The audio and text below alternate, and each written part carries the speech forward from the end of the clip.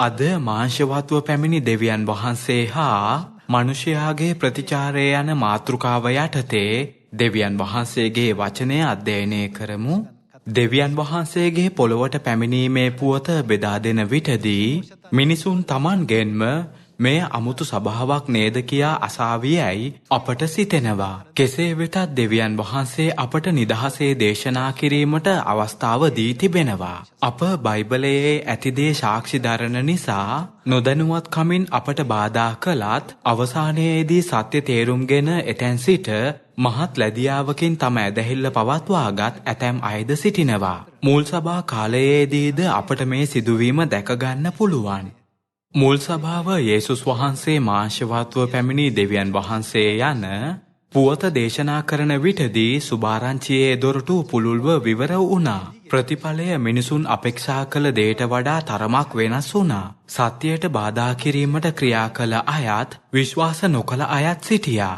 කෙසේ වෙතත් ඒ කාලයේදී අන් කිසිම ආගමකටත් වඩා සුභාරංචිය තවත් ප්‍රබලව පැතිරුණා. එලෙස මේ යුගයේ ජීවත් වන අපත් පියාණන් හා මෑණියන් ගැන ප්‍රකාශ කිරීමට තවත් උත්සාහ දැරිය යුතුයි. සියල්ලටම ඉහළින් අප නිතරම අනාවැකි ගැන දැනුවත් විය යුතුයි. අප අපගෙන්ම ඇසිය යුත්තේ මේ අනාවැකිය මාව පමුණුවන්නේ කොතැනටද කියාය. සුභාරංචියේ සැබෑ මාර්ගයේ යනවාදැයි සහතික වන්නේ කොහොමද කියා බයිබලයෙන් මේ කාරණා එකින් එක පරීක්ෂා කර බලමු. දෙවියන් වහන්සේ මාංශයෙන් පැමිණෙනවා. එය ඇදහිය නොහැකි සිදුවීමක් කියා මෙය මිනිසුන් සාමාන්‍යයෙන් තම එදිනෙදා ජීවිතයේදී සිතන දෙයක් නොවේ. දෙවියන් වහන්සේ මිනිසෙක් ලෙස මාංශවත්ව පැමිණෙනවා නම් මිනිසයා කෙසේ ප්‍රතිචාර දක්වයිද? විවිධ ප්‍රතිචාරයන් තිබෙන්න පුළුවන්. අපොස්තුල පේතුරුස් විසින් 1 පේතුරුස් පොත තුල විශ්වාස කරන්නාට උන්වහන්සේ වස්තුවක්ය. නමුත් විශ්වාස නොකරන්නාට උන්වහන්සේ පැකිලීමේ ගලක්ද බාධාවේ පර්වතයක්ද වන්නේය කියා පැවසුවේ ඒ නිසයි. මාර්ග දෙකක් තිබෙනවා. අදහන්නාගේ මාර්ගය හා නොඅදහන්නාගේ මාර්ගය. විශ්වාස නොකරන අය නිසා අප කිසිවිටක අපගේ ඇදහිල්ල අත් නෑරිය යුතුයි. අවිශ්වාස කරන්නන්ගේ සිතුවිලි මත පදනම්ව අප අපගේ සිතුවිලි වෙනස් කර නොගත යුතුයි. අවිශ්වාස කරන්නන් නිරය ගැන සිතන විට අප ඔවුන්ගේ සිතුවිල්ලට හවුල් නොවිය යුතුයි. එහෙම නේද? ලෝකයේ සෑම දෙනා ක්‍රිස්තුස් වහන්සේව කෙලෙස හඳුනගත්තත් දෙවියන් වහන්සේ අපට පෙන්වා දුන් ඇදහිල්ල දෙසට යාමට අප සමත් විය යුතුයි. අප එක වතාවක් හෝ අපගෙන්ම දෙවියන් වහන්සේ මිනිසෙකු ලෙස පැමිණියොත් මනුෂයා කෙලෙස ප්‍රතිචාර දක්වයිද කියා ඇසිය යුතුයි. උත්පත්ති 18:1 බයිබලයේ විවිධ මනුෂයන් කෙසේ ප්‍රතිචාර දැක්වුවාද කියා බලමු. ඔහු දාවලේ ග්‍රීෂ්ම වේලාවේ කූඩාරමේ දොරකොඩ හිඳින කල ස්වාමින් වහන්සේ මම්රේගේ ආලෝන් ගස් ළඟදී ඔහුට පෙනුණුසේක. ඔහු ඇස් ඔසවා බැලීය. බලව මනුෂයන් 3 දෙනෙක් ඔහු ඉදිරියෙහි සිටියෝය. ඔහු ඔවුන් දුටු විට ඔවුන් සම්මුඛ වන පිණිස කූඩාරමේ දොරකොඩ සිට දිව ගොස් බිමට නැමී, මාගේ ස්වාමිනි, ඔබ ඉදිරියෙහි දැන් මම කරුණාව ලැබුවෙම් නම් ඔබගේ මෙහෙකරුවා කෙරෙන් අහක්ව නොවන ලෙස ඉල්ලමි. පැන් ටිකක් ගෙනෙන්ට ඉඩදී ඔබ වහන්සේලාගේ පාද සෝදා ගස යට පහසු ගත මැනව. ඔබ වහන්සේලාගේ සිත් ශක්තිමත් කරගන්නා පිණිස මම කෑම ටිකක් ගෙනෙන්නෙමි. පසුව ඔබ වහන්සේලාට යත හැකිය. මක් නිසාද ඔබ වහන්සේලා Taman මෙහෙකරුවා වෙතට ආවේ ඒ පිණිසයි කීය. ඔව්හුද නුඹ කී ලෙස කරපන්නයි කීවෝය. එවිට ආබ්‍රහම් කූඩාරමේ සිට සාරා වෙතට යුව ගොස් සිහින් පිටි නැලි 3ක් ඉක්මනින් සූදානම් කොට අනා රොටි සාදාපන්නයි කීය. ආබ්‍රහම් ගවරලට දිව ගොස් ලපටි හොඳ වස්සෙකු ගෙනෙවුත් මෙහෙකරුවාට දුන්නේය. ඔහු ඌ ඉක්මනින් පිළියෙල කළේය. ඔහු වෙඬරු හා කිරිද පිළියෙල කළ වසාද ගෙනවුත් ඔවුන් ඉදිරියෙහි තබා ගස යට ඔවුන් ළඟ සිටියේය. ඔහුද කෑවෝය. මෙහිදී ආබ්‍රහම් කූඩාරමේ සිටින විට දෙවියන් වහන්සේ තම දූතයන් සමග පෙනී සිටියා. දෙවියන් වහන්සේ මාංශය පැළඳ සිටියා. මෙය දෙවියන් වහන්සේ මාංශවත්ව සිටි බව පෙන්වා දෙන සාක්ෂියකි. මෙසේ දෙවියන් වහන්සේ පෙනෙන ස්වරූපයකින් ආබ්‍රහම් ඉදිරියේ පෙනී සිට වෙඬරුද කිරිද වසාගේ මස්ද ආහාරයට ගත්තා. උත්පත්ති 18 සටහන් වූ මේ සිදුවීම අපට දැක ගන්න පුළුවන්. දෙවියන් වහන්සේ මාංශවත්ව Taman ඉදිරියට පැමිණි විට ආබ්‍රහම්ගේ ප්‍රතිචාරය වූයේ කුමක්ද? ආබ්‍රහම් තම මුළු සිතින්ම අවංකව දෙවියන් වහන්සේට උපස්ථානත් ගෞරවත් කළා. දෙවියන් වහන්සේ මිනිසෙකු ලෙස මිනිසයන් ඉදිරියේ පෙනී සිටි විට මිනිසයන් ප්‍රතිචාර දැක්වූයේ කොහොමද? දෙවියන් වහන්සේ Taman ඉදිරියේ මාංශවත්ව සිටිනවා දුටු විට ආබ්‍රහම් ප්‍රතිචාර දැක්වූ ආකාරය මේ පදයෙන් අපට පෙන්වා දෙනවා. ආබ්‍රහම් තුලින් අපට මෙවැනි උදාහරණයක් දැකගත හැකි වුවත් එම සිදුවීමටම ප්‍රතිවිරුද්ධ උදාහරණයක් අලුත් ගිවිසුමෙන් අපට දැක ගන්න පුළුවන්. අලුත් ගිවිසුමට යමු. යොහාන් පොතේ 10:30 බලමු. මමද පියාණන් වහන්සේද එක තැනැත්තායයි කීසේක. යුදෙව්වරු උන්වහන්සේට ගසන්ට නැවතත් ගල් අතට ගත්තෝය. යේසුස් වහන්සේ ඔවුන්ට උත්තර දෙමින් පියාණන් වහන්සේගෙන් බොහෝ යහපත් ක්‍රියා නුඹලාට දැක්වීමි. එයින් කොයි ක්‍රියාව නිසා මට ගල් ගසන්නහුදැයි ඇසූසේක. යුදෙව්වරු උන්වහන්සේට උත්තර දෙමින් අප නුඹට ගල් ගසන්නේ යහපත් ක්‍රියාවක් නිසා නොව දේව අපහාසය නිසාය. මිනිසෙක් වූ නුඹ දෙවියන් වහන්සේ වෙන්ට සාධන නිසායයි කීවෝය. දෙවියන් වහන්සේ මිනිසෙක් ලෙස පොළොවට පැමිණි විට මා දෙවියන් වහන්සේය කියා පැවසූ බව මෙම පදයෙන් අපට දැක ගන්න පුළුවන්. මෙම ප්‍රකාශය දෙවියන් වහන්සේ කළත් උන්වහන්සේට ගසන්ට ගල් අතටගත් පිරිසක්ද සිටියා. මාංශවත්ව පැමිණි දෙවියන් වහන්සේව පිළිගත් ආබ්‍රහම් වැනි මිනිසුන් සිටියත් උන්වහන්සේට විරුද්ධ වී ගසන්ට ගල් අතටගත් යුදෙව්වන් වැනි මිනිසුන්ද සිටියා. දෙවියන් වහන්සේ මාංශවත්ව පොළොවට පැමිණියා. සැබවින්ම මේ ඇදහිය නොහැකි දෙයක් කියා සමහරුන් පවසනවා. යොහාන් 1ට යමු. 1:1 බලමු. පටන් ගැන්මෙහිදී වාක්‍යයන්ෝ සිටිසේක. වාක්‍යයන්ෝ දෙවියන් වහන්සේ හා සමග සිටිසේක. වාක්‍යයන්ෝ දෙවියන් වහන්සේව සිටිසේක. වාක්‍යයන්ෝ පටන් ගැන්මේදී සිටියා. එළිය වේවා කියා පැවසූ දෙවියන් වහන්සේ, අන්ධකාරයෙන් ආලෝකය වෙන් කළ දෙවියන් වහන්සේ, ඉහළ ජලයෙන් පහළ ජලය වෙන් කළ දෙවියන් වහන්සේ. යොහාන් 1දී අපොස්තල යොහාන් මේ ගැන සාක්ෂි සටහන් කළා. එකම දෙවියන් වහන්සේ මාංශවත්ව පොළොවට පැමිණෙන බවට 14 වන පදයේදී ඔහු විස්තර කළා. යොහාන් 1හි සිටි වාක්‍යයන්ෝ කුමක් වූවාද? තවද වාක්‍යයන්ෝ මාංශවත් වී කරුණාවෙන්ද සත්‍යයෙන්ද පූර්ණව අප අතරෙහි වාසය කළසේක. පියාණන් වහන්සේ වෙතින් වූ ඒකජාතක පුත්‍රයාණන් වහන්සේගේ මහිමය වැනි උන්වහන්සේගේ මහිමය දුටිමුව. මාංශයෙන් පැමිණි දෙවියන් වහන්සේ යන කාරණය නිසා යේසුස් වහන්සේට ගල් ගසන්ට තැත් කළ යුදෙව්වන් පිරිසක් සිටියා. පටන් ගැන්මේදී සිටි දෙවියන් වහන්සේ මාංශවත්ව පොළොවට පැමිණ අප අතර වාසය කරන බව විශ්වාස කළ යොහාන් වැනි මිනිසුන්ද සිටියා. ඔවුන් විශ්වාසයේ තැබූ ආකාරයේ ප්‍රතිඵලය දෙස බලනවා නම් දෙවියන් වහන්සේ පොළොවට පැමිණෙන විට උන්වහන්සේ ගැන මොන වගේ ඇදහිල්ලක් හා ගෞරවයක් අපටත් තිබෙනවාදැයි දැක ගන්න පුළුවන්. අප ස්වර්ගයට යන විටදී ලබන ආශිර්වාද මෙයින් තීරණය වෙනවා. යේසුස් වහන්සේ මාංශවත්ව පැමිණි දෙවියන් වහන්සේ බව යොහාන් දැන සිටියා. එක් දිනක් යේසුස් වහන්සේ යෙරුසලම වෙත යමින් සිටින විටදී එක් නුවරක මිනිසුන් කිහිප දෙනෙක් තම නුවර හරහා යෑමෙන් උන්වහන්සේව වැළැක්වුවා. යොහාන් සහ ඔහුගේ සහෝදර යාකෝබ් යේසුස් වහන්සේ යන මග අවහිර කළා වූ ඒ නුවර වැසියන් ගැන කෝප වුණා. ඔවුන් ස්වාමිනී, ඔවුන් නාස්ති කරන පිණිස ගිනි බසින්ට අප අණ කරනවාට ඔබ කැමතිසේක්ද කියා ඇසුවා. යොහාන් හා යාකෝබ්ට යේසුස් වහන්සේ ගැන එවැනි විශ්වාසයක් තිබුණා. යේසුස් වහන්සේ කවුරුන්දැයි සැබවින්ම නොදන්නා අය උන්වහන්සේව පිළිගෙන සිටියේ මනුෂ්‍යයෙකු ලෙස පමණයි. කෙසේ වෙතත් යේසුස් වහන්සේට ඒ වැසියන් සලකන ආකාරය යොහාන් හා යාකෝබ්ට දරාගන්න බැරි වුණා. යේසුස් වහන්සේ යොහාන්ට ගර්ජනාවේ පුත්‍රයා නම් බොවනගස් නම් අන්වර්ථ නාමය දුන්නේ ඒ නිසා බව සුභාරංචි පොත් 4 සටහන් වී තිබෙනවා.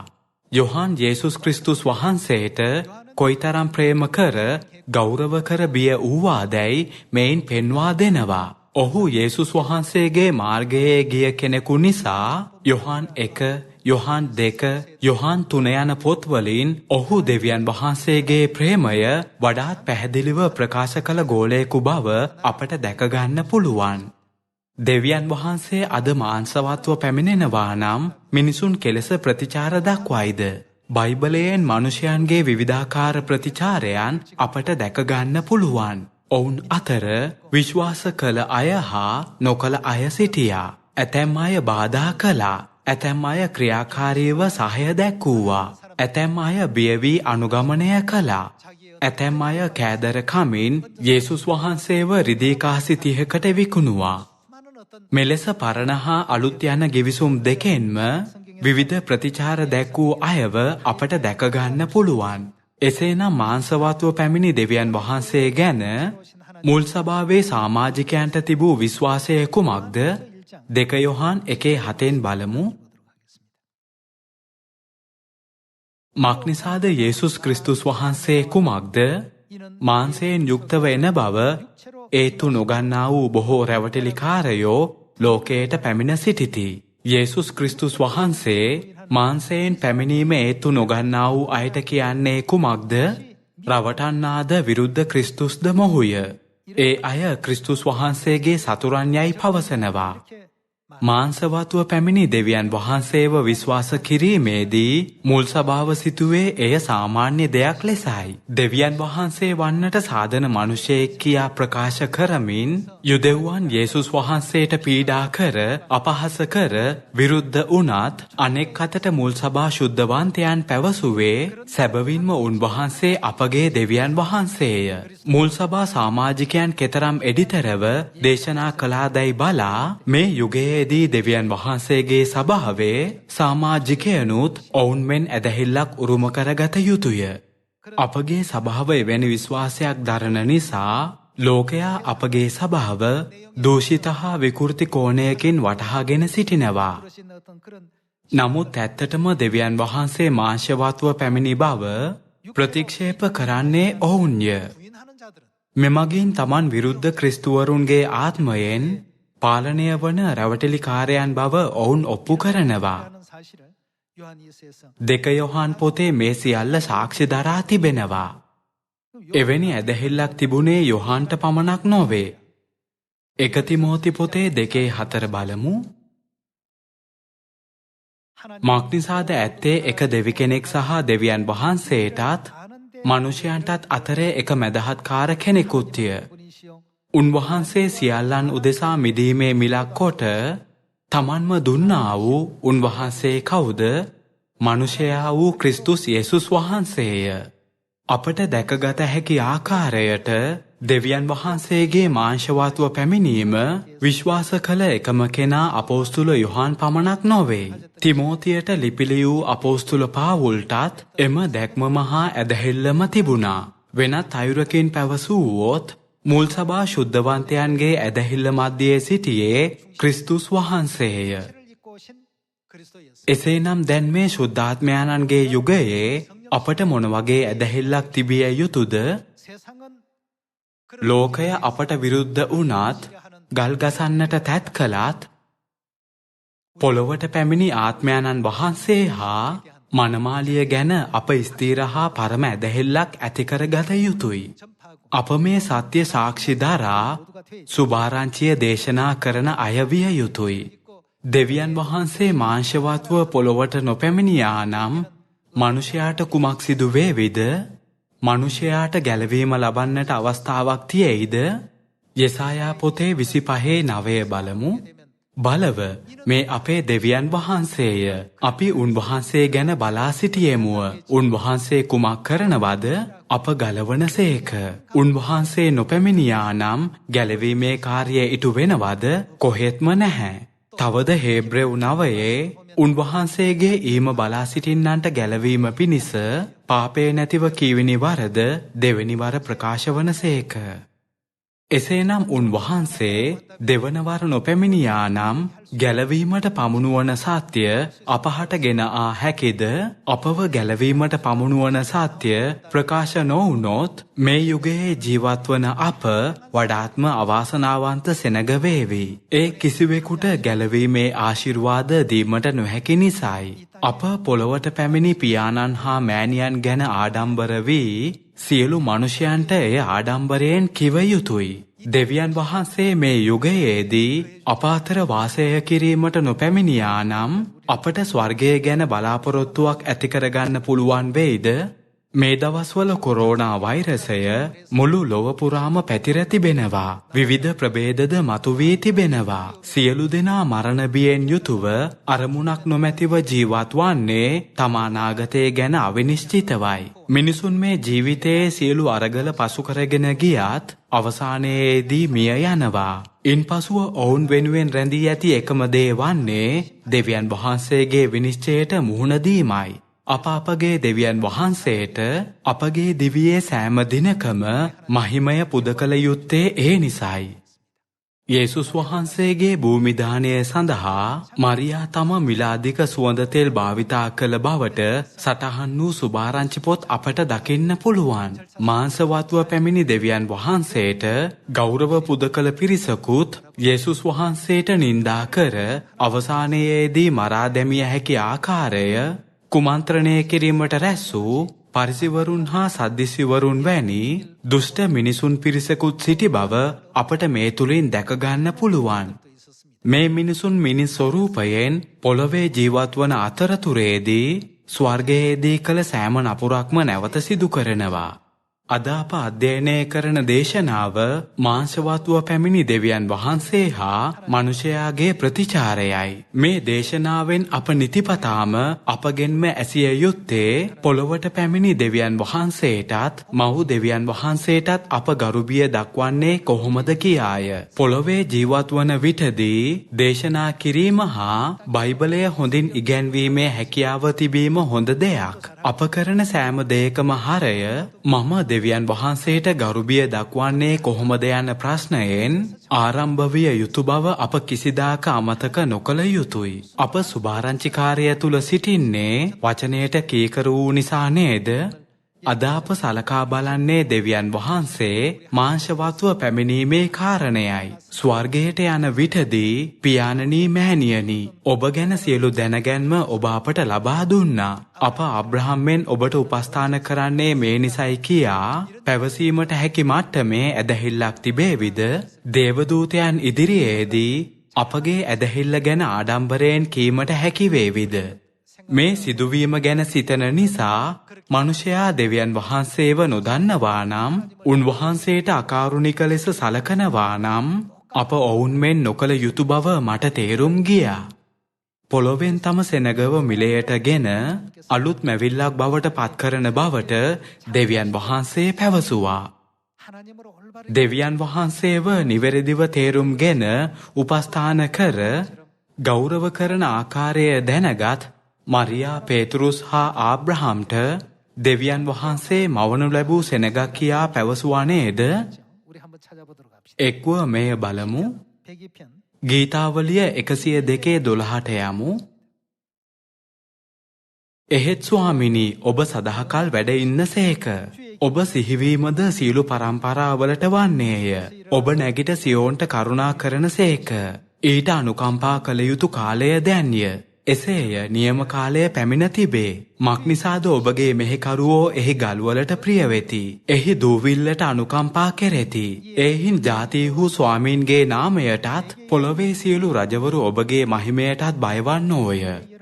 පොළොවේ සියලු රජවරු දෙවියන් වහන්සේගේ මහිමයට බියවනවා. එවැනි මොහොතක් නිසකවම පැමිණෙනවා. 16 වන පදය. මක්නිසාද ස්වාමින් වහන්සේ සියෝන් ගොඩ නැගූසේක. ස්වකීය මහිමයෙන් ප්‍රකාශ වූසේක. උන්වහන්සේ අසරණයන්ගේ යාඥාව සැලකූසේක. ඔවුන්ගේ යාඥාව හෙලා නොදැක්කසේක. මෙය මතුවෙන පරම්පරාව උදෙසා ලියනු ලබන්නේය. මවනු ලබන සෙනගක්ද ස්වාමීන්ට ප්‍රශංසා කරන්නේය. මවනු ලැබූ සෙනග පැමිණෙන්නේ කොහේ සිටද? ඔවුන් සියලු දෙනා සියෝන් සිට පැමිණෙනවා. ස්වාමින් වහන්සේ යලි සියෝන් ගොඩනගා ස්වකීය මහිමයෙන් ප්‍රකාශ වූ විට මවනු ලැබූ සෙනග ස්වාමින් වහන්සේට ප්‍රශංසා කරනවා.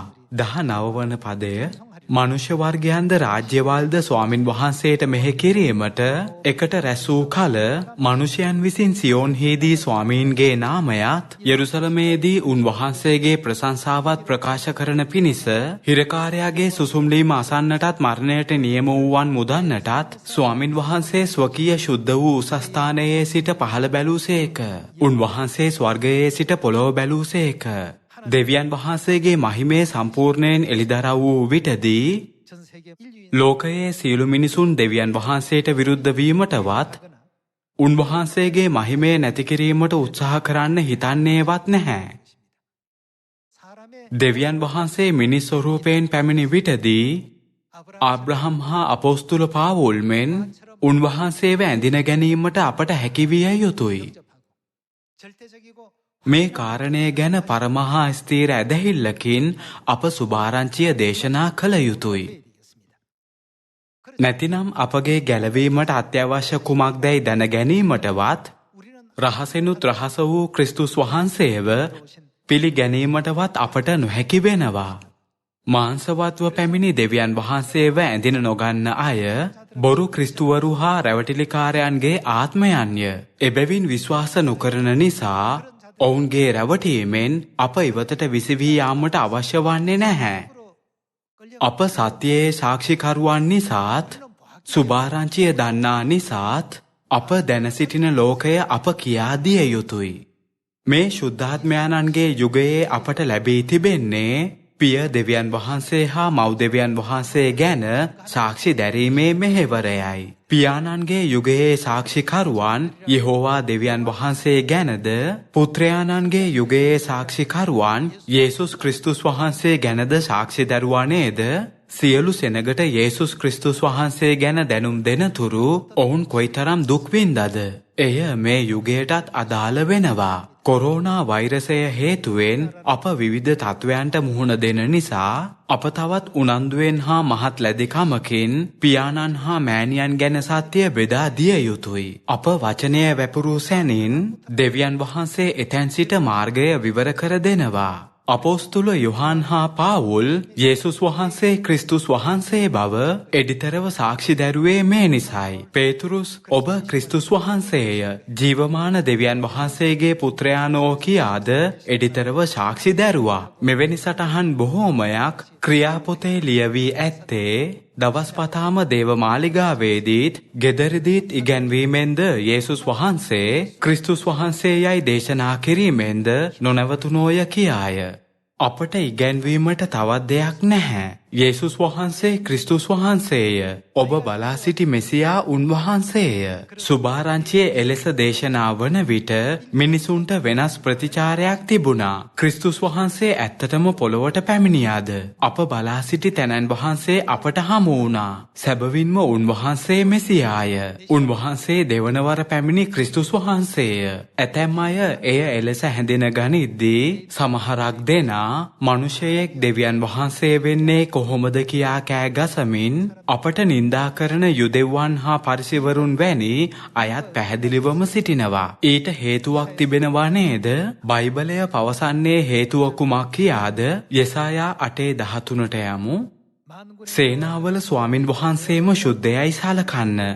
නුඹලා බය වෙන්නත් ඇතිගන්ටත් ඕනෑ උන්වහන්සේ ඉදිරියේහි පමණක්ය.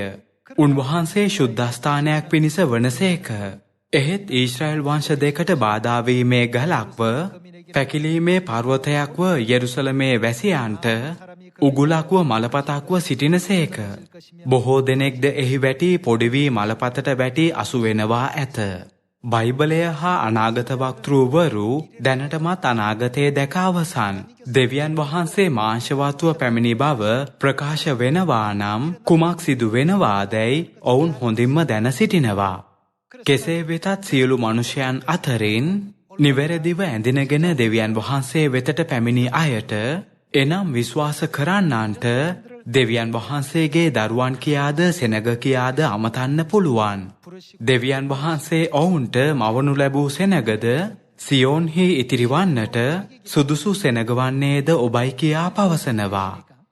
ක්‍රිස්තුස් වහන්සේ මනුෂයාගේ වැටීමට හේතුවන බාධාවීමේ ගලක් හා පැකිලීමේ පර්වතයක් බව බයිබලයේ සඳහන් වෙනවා. නොගැලවෙන අයට දුන් වචනයක්ද තිබෙනවා. ගැලවෙන අයට උන්වහන්සේ සියලු වස්තුන්ගේත් වස්තුව වෙනවා. 1 පේතුරුස් 2:1 බලමු. එබැවින් සියලු ආකාර ක්‍රෝධද සියලු ආකාර රැවටිල්ලද වංකකම්ද ඊර්ෂ්‍යාද සියලු අගුණ කීම්ද පහකර දමා ස්වාමින් වහන්සේ යහපත් බව නුඹලා රස බලා දැනගත්තහු නම් ආත්මික වූ අමිශ්‍ර වූ කිරිවලින් නුඹලා ගැලවීම සඳහා වර්ධනය වන පිණිස අලුත උපන් බිලිඳුන් මෙන් එයට බොහෝ ආශාවේ අල්ලා මනුෂ්‍යයන් විසින් එපා කළ නමුත් දෙවියන් වහන්සේ විසින් තෝරාගත්තා වූ නුඹලාත් යේසුස් ක්‍රිස්තුස් වහන්සේ කරුණ කොටගෙන දෙවියන් වහන්සේට ප්‍රසන්න වූ ආත්මික පූජා ඔප්පු කරන පිණිස ශුද්ධ පූජක සමූහයක් වීමට ආත්මික ගෘහයක් කොට ජීවමාන ගල්මෙන් ගොඩනගනු ලබන්නහුය.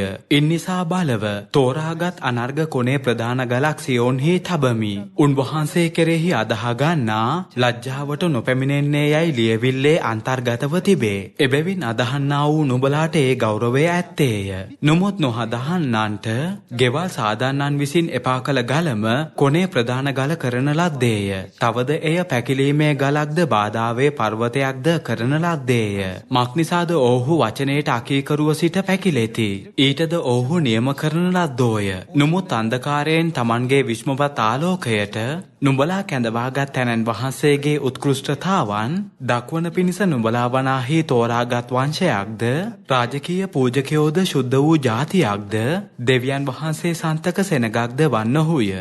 දෙවියන් වහන්සේගේ සෙනගවීමට පෙර අප සිටියේ අන්‍ය ජාතීන්වයි. කෙසේ වෙතත් නිවැරදි ඇදහිල්ලක් තිබෙන නිසා දෙවියන් වහන්සේ මෙහෙයවන ශුද්ධ ගැලවීමේ කාර්යයට සහභාගී වීමට අපට හැකි වී තිබෙනවා. සියල්ලෙනි මාංශවත්ව පැමිණි දෙවියන් වහන්සේ ගැන සිතන විට සාමාන්‍ය මිනිසුන්ට උන්වහන්සේව පිළිගන්න බැහැ. කෙසේ වෙතත් මතෙව් 13 ඇති දෙවියන් වහන්සේගේ වචනයට අනුව දෙවියන් වහන්සේ ඔබට බලන්න ඇස් අසන්න කන් උන්වහන්සේව පිළිගන්න සිතක්ද ලබා දුන්නා.